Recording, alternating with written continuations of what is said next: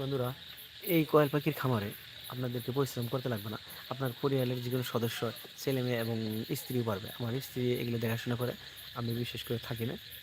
এই আমার খামারে যেহেতু পাখি আছে এবং হাঁস মুরগি আছে, আমার স্ত্রী দেখাশোনা করে।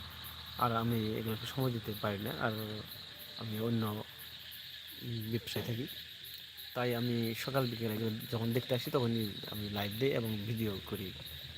আপনাদেরকেও যদি ভাবেন যে আপনারা অন্য অন্য কামে ব্যস্ত, তাই সময় দিতে পারবেন না, তবুও এই বিজনেস করতে পারবেন। আপনাদের ঘরের পরিবার থেকেই যে কোনো একজনে এটা করতে পারবে। এটা অত্যন্ত প্রয়োজন বোধ হয় না। দিনে যদি আপনি 1 থেকে 2 বার দানা দেন এদের এই পাত্রতে, দানার পাত্রতে হয়ে যাবে।